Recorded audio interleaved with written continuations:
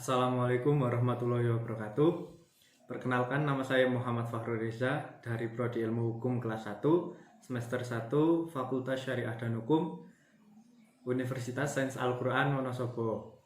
Video ini dibuat untuk melengkapi tugas ujian tengah semester mata kuliah pengantar ilmu hukum yang diampu oleh Bunila Amania. Dalam kesempatan kali ini saya akan menjelaskan tentang apa itu hukum pidana dan hukum perdata berdasarkan dari materi yang sudah saya pelajari dan salah satu artikel dari website garuda.ristekbrain.co.id yang akan menjadi acuan poin-poin permasalahannya.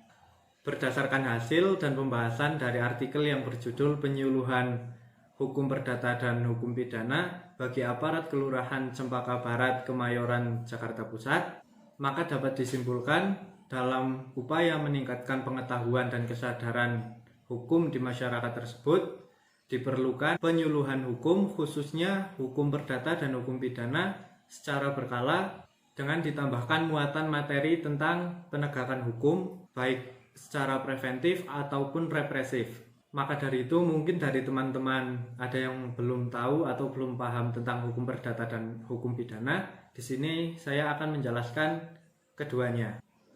Yang pertama ada hukum perdata. Perdata itu menitik beratkan kepada kepentingan perorangan. Sedangkan pidana itu hubungannya adalah antara negara, kepentingan umum, dan kamu sebagai warga negara. Contohnya, misalkan kamu mencuri, pastikan kamu dikenakan pasal 362 KUHP. Nah, itu kan termasuk dalam hukum pidana. Karena kalau kamu nggak dikasih sanksi, ada kemungkinan kamu untuk mencuri lagi, dan itu sangat meresahkan warga lain dan masyarakat sekitar. Nah, maka dari itu hukum pidana atau pasal KUHP-nya ini digunakan untuk menentukan bagaimana kamu dihukum, hukumnya itu seperti apa, kamu diadili seperti apa, dan sanksinya itu seperti apa. Kalau hukum perdata, misalnya kamu menikah dengan si A, lalu hubungan kalian nggak harmonis dan kalian memutuskan untuk bercerai. Nah, kalau bercerai itu kan nggak ada hubungannya sama warga sekitar atau masyarakat lain, karena itu pernikahan kalian. Jadi di sini dimasukkan di hukum privat. Yang kedua adalah pelaksanaannya. Kalau hukum perdata itu baru ada proses hukum atau tindakan yang dilakukan ketika adanya laporan atau aduan kepada pihak yang berwenang. Contohnya, misalkan kamu minjemin uang ke teman kamu sebesar 80 juta rupiah, tapi teman kamu nggak mau balikin. Nah, di situ kan kamu rugi, tapi nggak ada hubungannya sama masyarakat lain atau warga sekitar. Nah, maka dari itu kamu harus melaporkan atau mengadukan kepada pihak yang berwenang, atau kamu menggugat teman kamu itu agar dia ngebalikin hutangnya. Beda lagi sama hukum pidana. Kalau hukum pidana itu ada dua pelaksanaan. Yang pertama itu ada delik umum dan delik aduan. Kalau delik umum, kalian itu nggak harus mengadu atau melaporkan dulu biar ada proses hukum. Misalnya nih, si A membunuh si B. Nah, keluarganya si B atau temennya atau sahabatnya si B ini nggak perlu melaporkan si A dulu biar si A mendapatkan proses hukum. Itu namanya delik umum.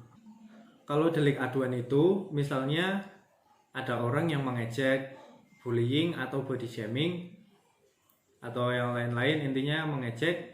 Nah, orang yang diejek ini merasa tersinggung atau dia merasa kehormatannya itu diserang. Akhirnya dia melaporkan orang yang mengejek ini ke pihak yang berwenang. Udah jelas ya mana yang delik umum dan mana yang delik aduan. Intinya sih kalau delik aduan, kamu harus merasa tersinggung terlebih dahulu atau merasa kehormatannya terserang, baru kamu bisa melaporkan si pelaku ke pihak yang berwenang.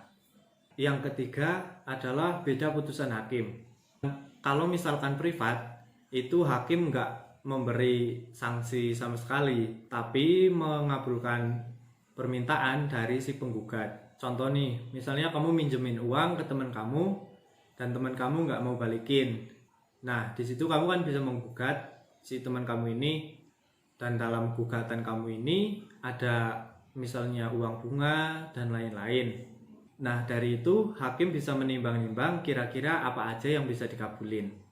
Nah, setelah bisa dikabulin, maka gugatan kamu ini akan dibebankan kepada si tergugat. Sampai sini paham ya? Beda lagi sama hukum pidana. Kalau hukum pidana itu sudah pasti berbentuk sanksi. Apa aja sih sanksinya? Sanksinya itu bisa berupa denda, penjara, atau hukuman mati. Jadi nggak hanya menitik beratkan kepada si korban atau orang yang dirugikan, tapi semuanya udah diatur dalam KUHP. Pidana apa aja yang bisa dikenakan ke si pelaku, tersangka, atau terdakwa. Yang keempat yaitu adalah pembuatnya.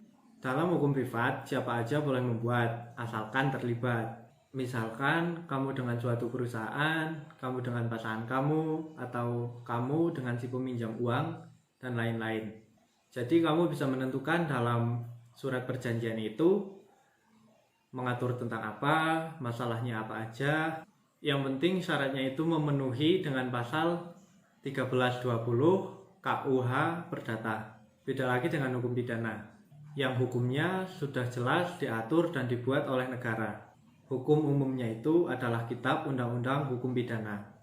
Dan di dalamnya itu sudah diatur sanksinya seperti apa, siapa aja yang bisa kena, bentuk pelanggarannya, dan tindak kejahatannya itu seperti apa. Misalkan kamu membunuh orang, nah itu udah diatur di pasal 338 KUHP. Nah semua itu tuh udah diatur sama negara. Orang yang bisa kena itu udah ditulisin semua. Gimana? Kalian udah tahu bedanya hukum perdata yang bersifat privat dan hukum pidana yang sifatnya publik? Nah, kalau misalkan kalian belum tahu, kita bisa belajar bareng. Kalau misalkan kalian udah tahu atau ada tambahan lain tentang bedanya hukum perdata dan hukum pidana, kalian bisa komen di bawah. Mungkin cukup sekian dari saya. Semoga video ini bermanfaat dan bisa meningkatkan pengetahuan serta kesadaran kalian terhadap hukum yang ada di Indonesia. Oke, cukup sekian dari saya. Bila ada banyak kesalahan, saya mohon maaf yang sebesar-besarnya. Allahumma fiq ila aqwamit thoriq. Assalamualaikum warahmatullahi wabarakatuh.